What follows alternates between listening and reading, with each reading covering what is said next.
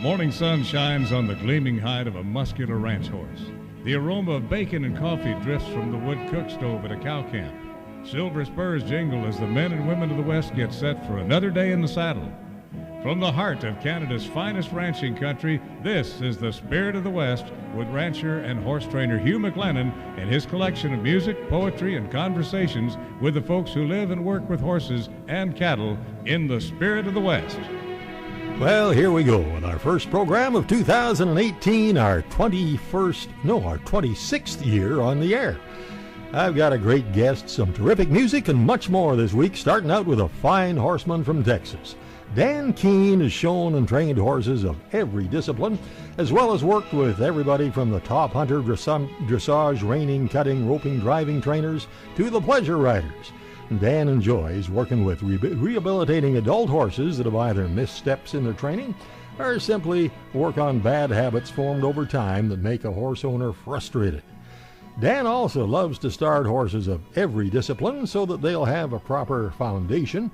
He believes that teaching your horse all disciplines creates a much better balanced horse. He did a fine job at the Chilliwack Main Event Trainers Challenge, and that's where I had a chance to visit with him, and he shared some of his thoughts on how to do an interview. What do I need to sit on a horse? I can stand on my feet. No, you talk better when you're on a horse. Even other people notice that. On the Rangeland News, lots of developing stories, including a place where dairy cows might not be used for milk anymore.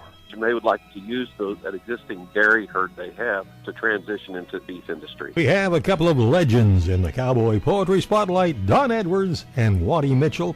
And on the Urban Saddles and Western Wear horse training file, a listener says, my horse, Lady, is a retired roping horse and a barrel racer, but she likes to be ridden. Once we put the saddle on her and go to tighten it up, though, she slings her head from side to side, and then she bites. How do I stop this bad habit? Please help. This habit needs to stop. Well, I'll try and help. And we have a much-loved classic song of the West, and we're going to start out by looking back about a half a century with Ian Tyson. If I could roll back the years, back when I was young and limber, loose as ashes in the wind, I had no irons in the fire, and I could ride them wild young broncos, the adrenaline game quickly, and Juanita down at Mona's was my only heart's desire.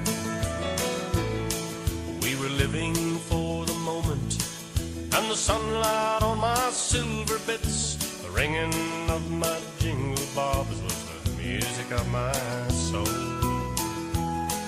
In the alley back of Mona's, I held Juanita in the shadows, how we held on to each other and the loving that we stole. And the sighing of the pines up here near the timberline makes me wish I'd done things different. Oh, but wishing don't make it so. For the time has passed so quick, the years all run together now. Did I hold Juanita yesterday? Was it 50 years ago?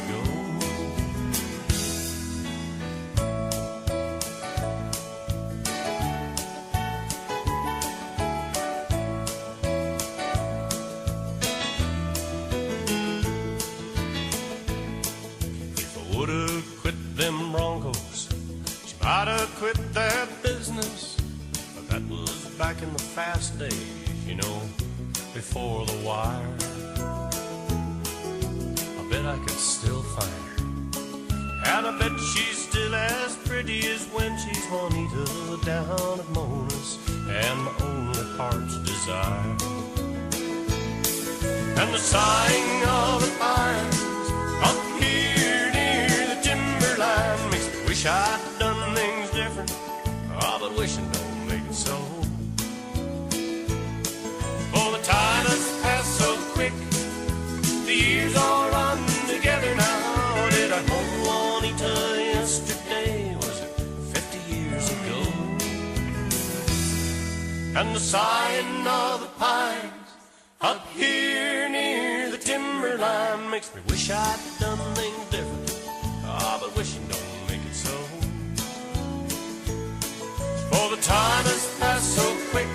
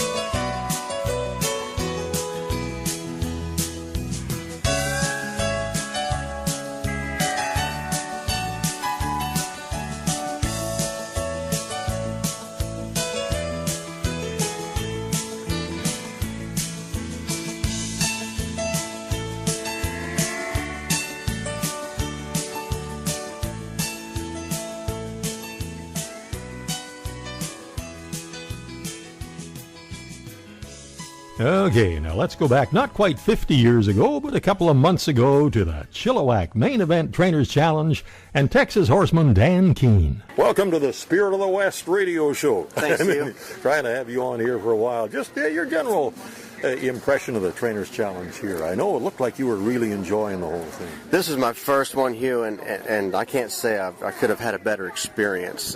I've seen quite a few of them, but this is my first time to compete in it. Really? Yep, it is. And I tell you what, watching it and doing it, it's two different worlds, man, because the time goes by so fast, and then you're worried about how much you can get done with the baby in a certain amount of time without causing problems in the future when he goes back to the ranch.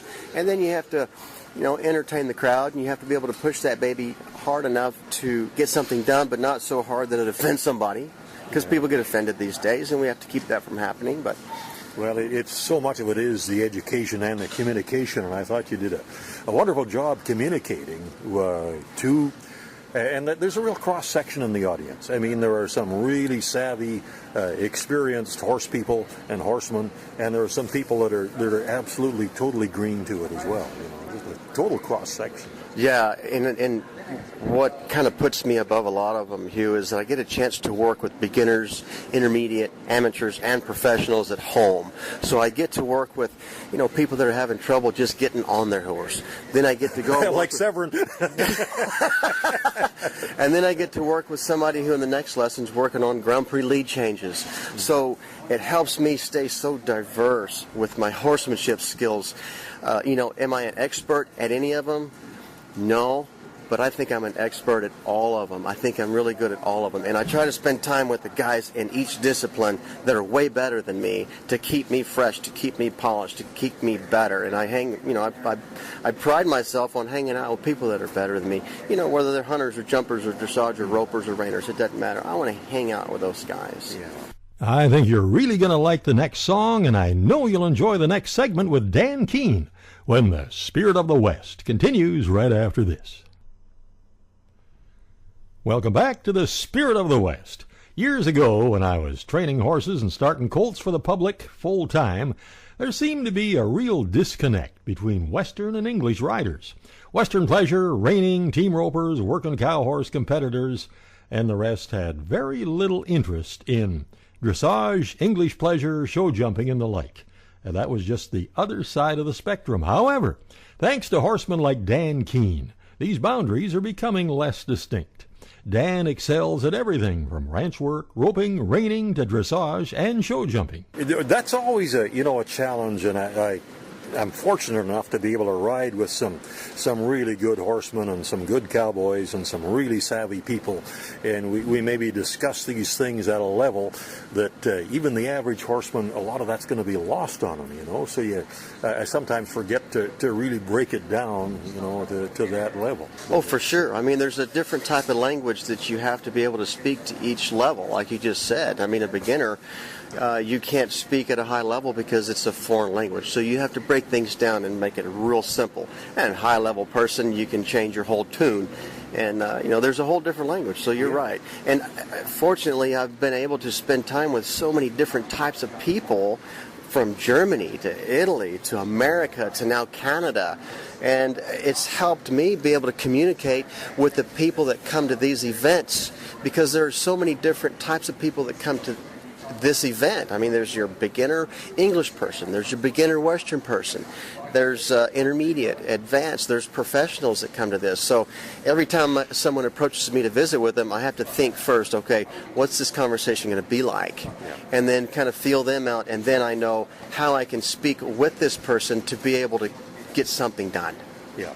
We'll get back to Dan in just a few minutes. And for more than 30 years, Riders in the Sky have been the keepers of the flame passed on by the sons of the pioneers, Gene Autry and Roy Rogers, reviving and revitalizing the music of the West.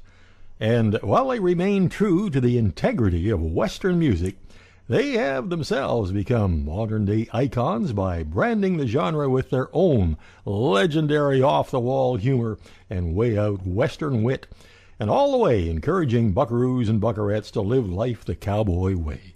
Too Slim, Woody Paul, the Cowpoke King, Joey Miskelin, and the idol of American youth, Ranger Doug Green, still blow audiences away from coast to coast. And the secret of their long-lasting stability and unchanging personnel, according to Ranger Doug, is separate hotel rooms. And now, here's Ranger Doug and a song he wrote. I'm gonna ride where the wild winds blow me. I'm gonna go where nobody knows me. I'm gonna gallop across the plains to a wide open range where no fences grow to enclose me. Cast my worries to the wind and watch them scatter. Toss the troubles from my shoulders, they don't matter. Maybe just around the bend I'll find the rainbow's end, and no one that I leave will be the sadder. I'm gonna ride the sky away out yonder, through canyon walls to mountains tall. I'm bound to wander. The sundown hills are turning blue on the horizon. They've been calling for so long, I'm realizing.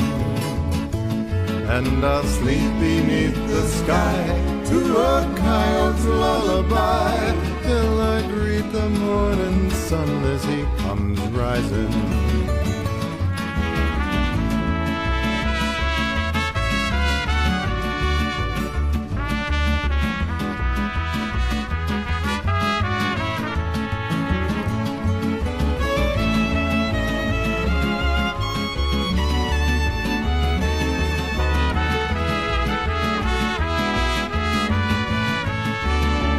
I'm gonna ride in the sky away out yonder, through canyon walls to mountains tall and waterfalls. I'm bound to wander. The sundown hills are turning blue on the horizon. They've been calling for so long, I'm realizing. And I'll sleep beneath the sky to a coyote's lullaby till I greet the morning sun as he comes rising. Till I greet the morning sun as he comes rising. The great Ranger Doug. Wonderful songwriter, singer, and a heck of a rhythm guitar player.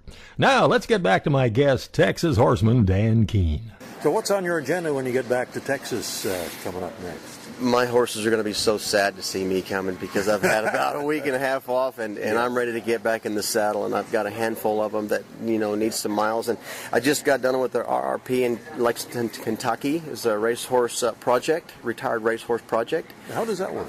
Well, what we did, Hugh, is we get a thoroughbred racehorse off the track, and he has to have raced after June of 2015.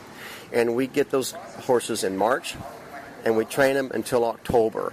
And then before we get there, we have to choose 2 out of the 10 disciplines to showcase this horse in. Dressage, hunters, jumpers. They had cow working, burro racing, freestyle, and polo, and a handful of others. And we took a couple of them out there, and I had one make the finals, and she ended up winning 3rd. So we had these horses, and I'm telling you, we worked our tail off on these things for a good part of the year. Took up a lot of our time, and so I'm kind of glad that's over with. I can get back to some things that need to be done on our ranch and our babies and other horses. So I'll be glad to get home and just kind of take a breath of fresh air and just deal with my horses right now. Yeah, sometimes that's the biggest challenge, too, is you want to spend as much time with your horses as possible. For me, there's no place I'd rather be than on the back of my horse. And I'm riding along, and oh my gosh, there's a broken gate. There's a couple of fence posts down. There's a couple of rails off the corral. There's some, and you see that, gee, I guess do I get off and do that or what? You notice a lot of things off the back of your horse. Do, yeah. I bet you're like me. I bet you, well, I don't know. Do you communicate better off the back of a horse than on the ground? Absolutely. You do? Absolutely, yeah. See, that's cool. I've had people tell me that. They'll say, Dan, you're going to go do an interview. And I go, great. They go, here's a horse to sit on. And I go, what do I need to sit on a horse? I can stand on my feet. No, you talk better when you're on a horse. Yeah. Even other people notice that. This gets interesting. We'll talk more about doing interviews on horseback a little bit later. And coming up next... That next morning found us gathered at the East Side Cookhouse door with pitchforks, shotguns, bayonets, and spears. Baxter Black, when the Spirit of the West continues right after this. Howdy, friends. This is Baxter Black on Spirit of the West with Hugh McLennan with a little peek at that demon chili. Ladies and gentlemen and followers of cowboy humor, in a moment of weakness, I, Baxter Black, have written another book. I appreciate it. Its title is Scrambled Wisdom. Almost isn't is it? Which almost makes sense. Well, our almost Christmas buy two get one free offer does make sense. $25 plus shipping. Call 800-654-2550. Online at baxterblack.com. In the Hall of Fame of ranch cooks, there's a name you'll never hear. We had him at the Bar V for a while. In truth, I guess he could have made the 10 most wanted list, because poisoning cowboys really was his style. I remember one October we were at the Tanner camp. He cooked a pot of chili, make you sweat. It was really pretty tasty, but then later on that night we sounded like a bullfrog bass quartet. Something happened that next morning that had put him in a funk. I think he thought we'd eaten his sardines. We were hoping for some biscuits, maybe even sourdough, but he heated up that mess of chili beans. It was just a little thicker, and by lunch that afternoon it had a crust just like a cherry pie, only crunchier and gritty, like an asphalt shingle is. We ate it, but it made young Milty cry. After supper he served chili. That's all you get, he said, then wiped a tar-like substance from his beard. An image of La Brea came to mind as I dug in. My spoon broke off and slowly disappeared. But that evening in the bunkhouse it was like a battlefield. Blankets billowed with each unexpected round.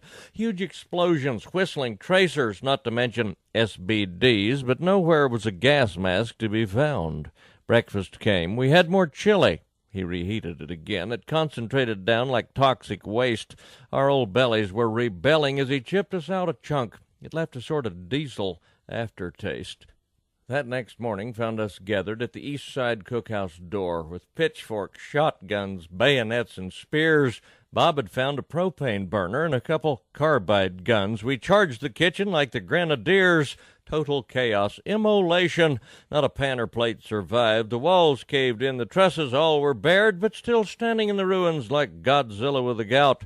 The chilly demon growled at us and glared. I can't take it, cried old Jimbo, his machete o'er his head. He hacked it into little greasy specks. The cook watched the execution. Then Jim turned to him and said, You fix us something good or, Bud, you're next. We had 2 more days of cow work, and we ate like we were kings, but the cook's concoction still gives me the shakes. It's come back to haunt me daily. Been recycled, don't you see? I smell chili every time I hit the brakes. Baxter Black on Spirit of the West with Hugh McLennan. Thanks for listening. How about a weekend pass to the 22nd Annual Kamloops Cowboy Festival, March 15th to 18th, 2018. A terrific list of entertainers, including Gary Prescott. I once rode with the best of the cowboys back in the days of my youth. Brian Salmon. So who would pack the lantern? There are some buckaroos that would pack it tall and proud just like we need to do. Tom Cole. Out on the plains an old cowboy sings a song to his herd. The BC Cowboy Hall of Fame inductions, dinner shows, evening concerts, a wonderful art and gear show, the Art of the West show and sale, workshops, and everything from guitar picking to saddle making. The best place to get all the details is bcchs.com, and for tickets, call 1-888-763-2221. Ken Overcast is a third-generation Montana rancher growing up in the shadow of the Bear Paw Mountains. Along with his wife Dawn, they have a fine commercial cattle operation, and I've noticed that Ken always rides good horses. He's one of my favorite songwriters, and his live shows are well worth seeing. As Rick Huff says, Ken has a grin like a Cadillac grill. Here's one he wrote about the country he loved.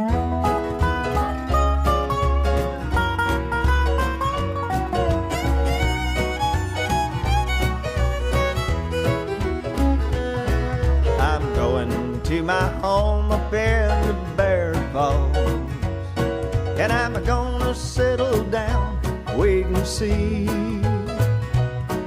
I'll see that dear old cabin when the snow falls, and the gal that's waiting patiently for me. I can see the cattle grazing on the hillside, and I can see those baby calves down in the vale. When the crocuses are blooming in the valley, then it's springtime and you'll see me hit the trail.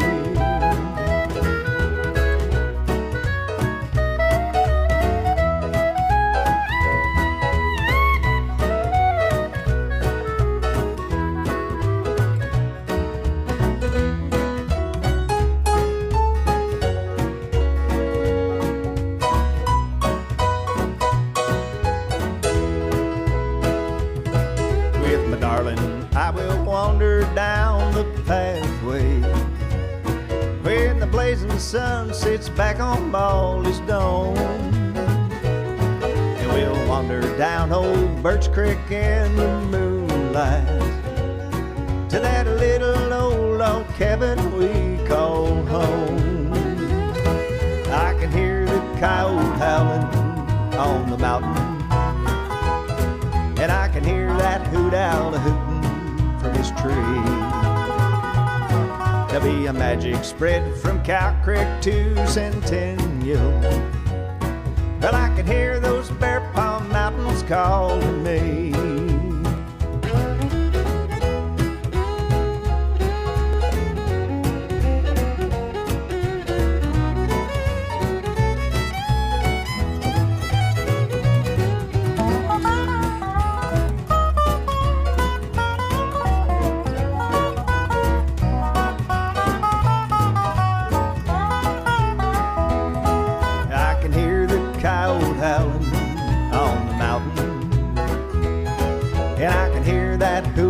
Hooting from his tree. There'll be a magic spread from Cow Creek to Centennial. Well, I can hear those Bear Paw Mountains calling me. Yeah, I hear those Bear Paw Mountains calling me.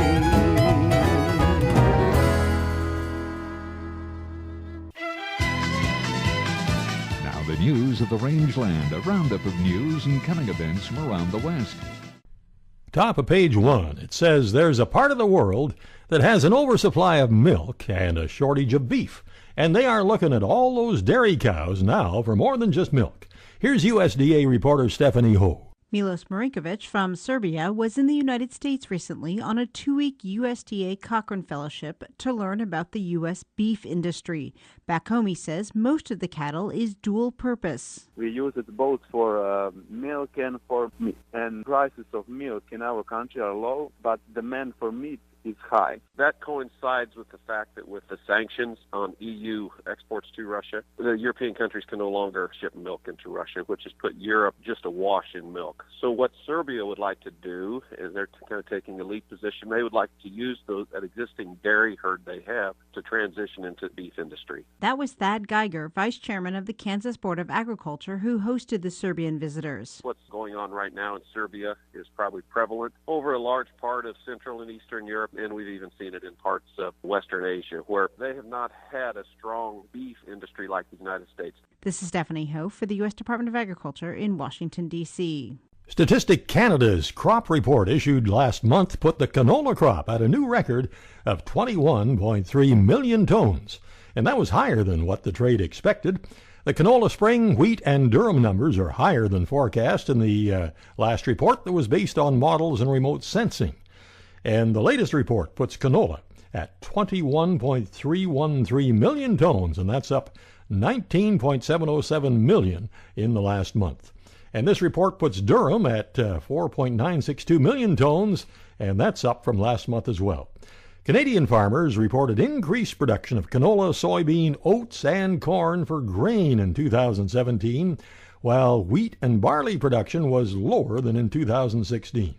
And despite concerns of drought on the prairies and heavier than average precipitation in parts of eastern Canada, the summer of 2017, farmers reported that yields have improved from their preliminary expectations reported in the July Farm Survey. Alberta Animal Farm Care has a new executive director.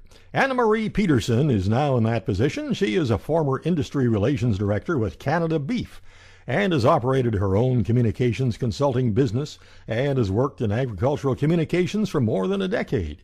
And she started that job at the end of November. AFAC will be celebrating 25 years this year. And you know, about a year after we started the Spirit of the West radio show, we carried some interviews on their formation with Susan Church. As we head into the bull sale season, some interesting facts about what commercial producers list as priorities in the bulls they're looking at. And EPDs, expected progeny differences, apparently aren't high on the list. Although they contain valuable information, EPDs are among a lot of factors that go into the decision about buying bulls. It's impossible to say how many commercial cow-calf producers consider the expected progeny difference statistics of the bulls they plan to buy this year. Dr. John Bazarab, beef research scientist with Alberta Agriculture, suspects that it's not very many. He thinks that EPD data is a few levels down on the list of bull buying priorities. First on that list is a bull that fits the herd's management and environment, and then it's breed selection and desired characteristics. Next, it's considerations of the breeding objective, whether to raise replacement heifers and expand the herd, or raise calves for the beef market, or a combination of both. And after that, reputation of the breeder comes into play, whether that breeder has similar management styles or whether bulls purchased from that person in the past performed well in the buyer's herd. And then, and only then, EPDs enter the equation. And about 85% of commercial breeders use purebred bulls. Well, January the 9th and January 23rd, there are special feeder sales at the BC Livestock Co-op yards in Kamloops, and January 30th, another bred cow and bred heifer sale. The next regular Williams Lake sale is February 2nd, and in Vanderhoof it's February the 3rd. And you can get all the information and the schedules at bclivestock.bc.ca. Meanwhile, at the Innisfail auction market, boy, their lunchroom out there has great burgers, and there are regular cattle sales every Wednesday. Butcher cows and butcher bulls, and bulls start coming through at 9. Calves and yearlings after that, and then the bred cows start selling about noon. They have 2 horse sales a month, and you can get all the information at InnisfailAuctionMarket.com. And that takes us down to the final item for this week. You know, a few of our neighbors have decided to install security cameras on their ranch houses. Not that we have a lot of crime up here, but they just want to keep up with the technology. But at our place, we have a little different kind of a security system. I went to a consignment store in Kamloops, and I bought a pair of size 14 work boots. I set them out on the porch beside a copy of Guns and Ammo magazine. And then I put a great big dog dish beside them. And then I put a note on the door that said, Billy and I, along with the boys, Moose and Gator, have just gone to town for more ammunition. Don't disturb the Rottweilers. They've just been wormed. And it seems to be working. And that's the Rangeland News. Coming up on the Urban Saddles and Western Wear Horse Training File, I'll try and help a rider who has a real problem. When she pulls up the cinch on her favorite horse, he slings his head from side to side and he tries to bite her. That's next when the Spirit of the West continues right after this. Welcome back to the Spirit of the West. The Urban Saddles and Western Wear Horse Training File is coming right up. First, though, Eli Barzy and John Cunningham had a great 2017, and man, they're going to be busy this year too. January the 11th, they've got a ranch concert at Red Point Ranch, McCoy, Colorado. And January 12th to 16th, they're at the Western Equestrian Sales Association in Denver. Oh man, January 16th, they're at Old Town Pickin' Parlor in Arvada, Colorado. And then January the 18th to the 20th, they're at the Colorado Poetry Gathering in Golden. And then they go over to Kansas City at the Folk Alliance International, February 15th to the 18th. And that's just a start. Here's a neat song that Eli wrote a few years ago, Big Hat, No Cattle.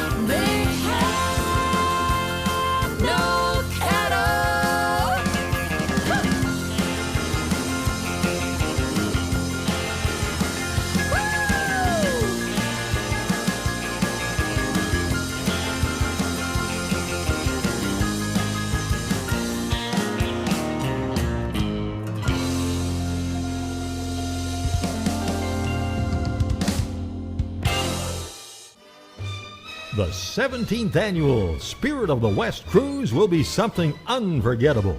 My wife Billy and I will be hosting a big group of ranchers, farmers, horse and cattle folks, and Spirit of the West listeners for a trip I know many of you have had on your bucket list for a long time. September 16th 2018, we will sail out of Quebec City and cruise Canada's maritime provinces in all the glory of the fall colors, including stops in Charlottetown, Prince Edward Island, Sydney and Halifax, Nova Scotia, St. John, New Brunswick and the Bay of Fundy, Bar Harbor, Maine, Boston, Portland, Maine, and Cape Liberty, New Jersey, with an optional stay in New York City. Now, just for the Spirit of the West group, we have a tour of a cattle operation in Nova Scotia. We'll have all our great Western music concerts and sing-alongs, and we'll be swapping lots of ranching stories. And we'll have a lot of special activities just for our group. You'll find more details on the cruise section of our website at hugh-mclennan.com and on our cruise Facebook page, and you can always call the toll-free number 1-800-530-0131. Now it's time for the Horse Training File, brought to you by Irvine Tack and Western Wear, Canada's largest Western store.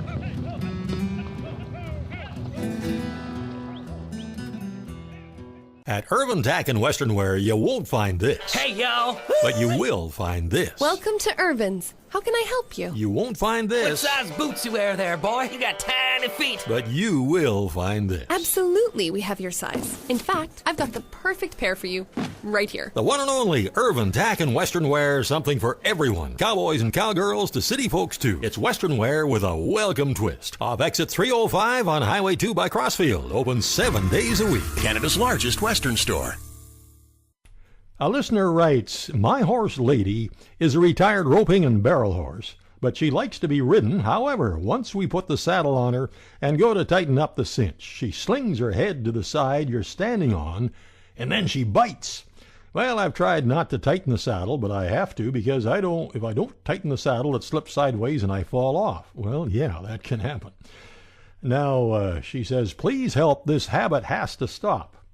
Well, this is a problem that can develop early and easily in a lot of horses for a lot of different reasons.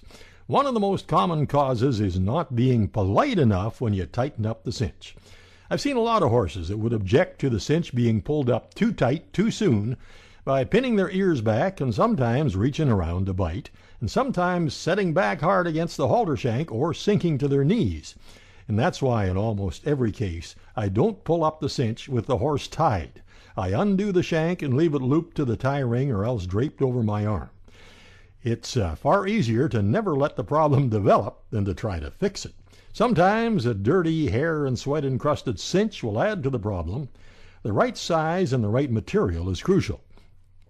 I always bring the cinch up to where it just contacts the horse behind the elbows and then let it down several times. And then I'll buckle it up loosely just to where the saddle won't slide sideways. And I'll walk the horse around for a few minutes, holding the saddle in place if necessary. Sometimes I need to cinch it up in 2 or 3 increments before it's snug enough for me to get on. Oh yeah, often before I even let the cinch contact the horse, I'll brush the area behind the elbows on both sides for quite a while. And sometimes this helps to desensitize that area, and the horse doesn't always anticipate the discomfort from the cinch with the first feel of contact. So to summarize, make sure the cinch is the right size and it fits properly, it's the right material, and it's clean. Take lots of time to desensitize the area where the cinch contacts the horse, and then bring the cinch up slowly and let it down several times, and then buckle it loosely and walk the horse around, even holding the saddle in place if necessary. And most important, untie the shank before you cinch up. And for Irvine Saddles and Western Wear, that's the Horse Training File. Our horses sure enjoy that daily feeding of Hoffman's horse ration. Keeps them fit, looking good, and feeling good, and you can find out more at hoffmanshorseration.com. How about a weekend pass to the 22nd Annual Kamloops Cowboy Festival, March 15th to 18th, 2018. A terrific list of entertainers, including Gary Prescott. I once rode with the best of the cowboys back in the days of my youth. Brian Salmon. So who would pack the lantern? There are some buckaroos that would pack it tall and proud just like we need to do. Tom Cole. Out on the plains an old cowboy sings a song to his herd. The BC Cowboy Hall of Fame inductions, dinner shows, evening concerts, a wonderful art and gear show, the Art of the West show and sale, workshops, and everything from guitar picking to saddle making.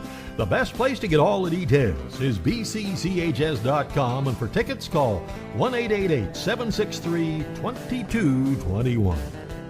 In the last segment, Dan Keene asked me about doing interviews on horseback, and we both agreed that for us old cowboys, that's where we're most comfortable. Done so many interviews with something like this thing I'm holding in my hand, with two of us on horseback, just walking along.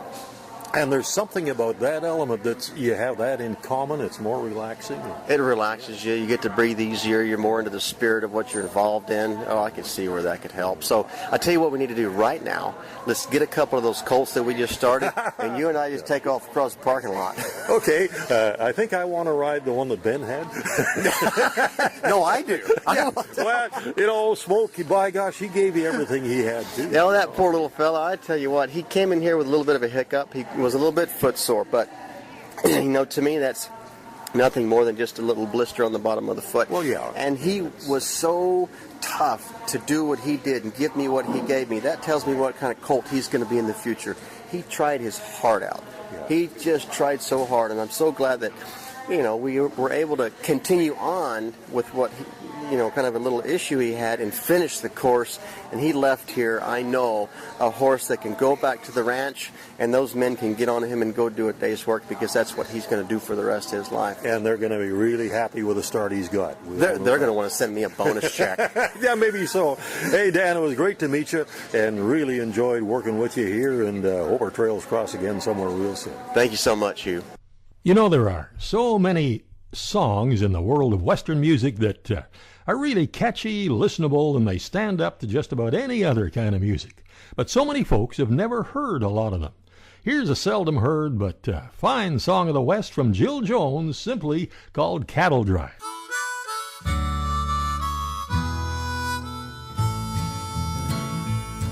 Well, I chose to roam far from my home back when I was 17. Well, I had to see what I could be. I was young and raw and lean.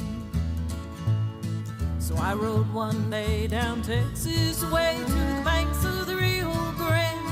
And a hand I made at the cowboy trade in the big wide lonesome land. Well, I trail the longhorn cattle, that's the only life for me. And I'm free as the wild wind, and the cowboy is all I'll be. So we rode for days through the longhorn straights till we had 3,000 head. And we roped and ran in the Texas sand. We earned our beans and bread. And then came the shout, let's move 'em out, take this beef to the Kansas range. So we aimed up north to venture forth on my ride up the Chisholm Trail. Well, I trail the longhorn cattle, that's the only life for me. And I'm free as the wild wind, and the cowboy's all I'll be.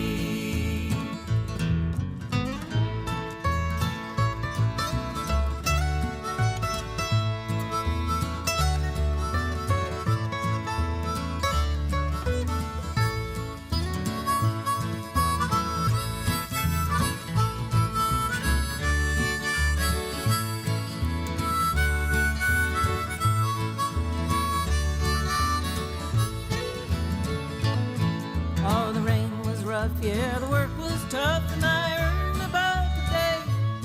But I baked and fried, Lord, it was dry. Why did I live that way? I swam the flood, bogged down in mud, I met the cold with the dust and hail. I took a Kiowa life with my Barlow knife on my ride up the Chisholm Trail. Well, I trail the longhorn cattle, that's the only life for me. And I'm free as the wild wind, and the cowboy's all I'll be.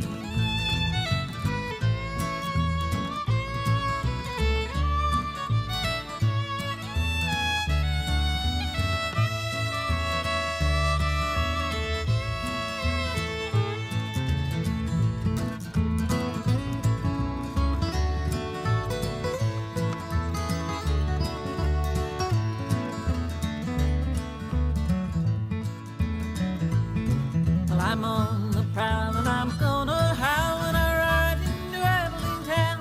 I'm gonna find me a girl and give her a whirl and dance around and round. And her heart will cry when I say goodbye, just to ride back to San Antonio. If you can't have no wife in a cowboy life, I'll always live alone. So I trail the longhorn cattle, that's the only life for me. But I'm free as the wild wind and a cowboy's all I'll be. Isn't that a great song? Well, still to come, a much-loved classic song of the West, and then the Cowboy Poetry Spotlight when the Spirit of the West continues right after this. Welcome back to the Spirit of the West. For this week's classic song of the West, we go back to one written by Tim Spencer's brother Glenn, and first released, I think, in about 1947. Take me back to cowboy country. Oh, take me back to cowboy country. Let me earn my pay. Let me earn my pay. Like an old cowhand. Oh, take me back to cowboy country. Let me live and die in the cowboy land. I can remember when a cowboy tended cattle. I can remember roping a calf or two. But today, if you make your living as a cowboy, you gotta be able to toot a horn and yodel too. Oh, take me back to cowboy country. Let me earn my pay. Let me earn my pay. Like an old cowhand. Oh, take me back to cowboy country. Let me live and die. Let me live and die in the cowboy land. Let me sing my song to the lonesome doggie as I ride along through the sage and sand. Oh, take me back to cowboy country. Let me live and die. Let me live and die in the cowboy land.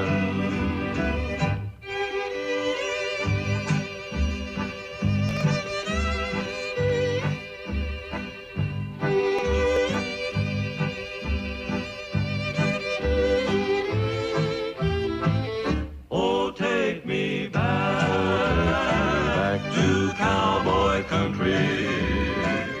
Let me live and die. Let me live and die in the cowboy land. Let me live and die. Let me live and die in a cowboy country. And now, in the Cowboy Poetry Spotlight, here's one that I have often recited when I'm riding out with the crew to work cattle on a clear mountain morning. This is Waddy Mitchell. There ain't nothing like the feeling that you get down deep inside as you trot out in the morning when you've hired on to ride. And your mount's enthusiastic, and the air is crisp and new, and there's lively conversation going on amongst the crew. There's some bridle crickets chirping, jingle bobs tap out a tune on one side. The sun is rising, just ahead there sets the moon. Shadows high trot there beside you, elongated, keeping pace, reassuring you ain't hobbled by restricted time or space. Out in front, the boss is posting to the same beat as his song, and the realization hits you. You're right where you belong. It's then you start appreciating you're on trails where few have trod, and you wonder how you ever doubted if there really is a God. Atop a ridge, the boss reins in, so we all gather up around. It's from here he'll call the circle, so you step off to the ground, loosen up your latigo, air your pony's back. You arrange again the blankets, then you realign your cack. Then you mount back up to get dropped off. Check to see who's on each side. You're glad that you're a cowboy, and you feel this twinge of pride. You ate breakfast by the Coleman, then hurried round to beat the sun. You've got 11 miles behind you, but it's here the work's begun. Now, in town, when folks must travel to their workplace every day, it's said that they're commuting to their job to earn their pay.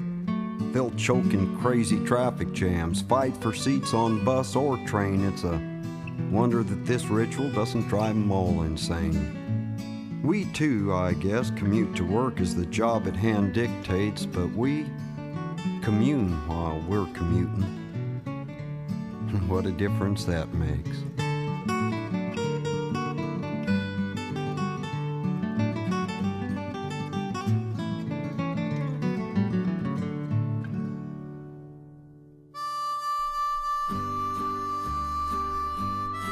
Well, thank you so much for making the ride this week, and I sure hope you can join us right here next week at the same time.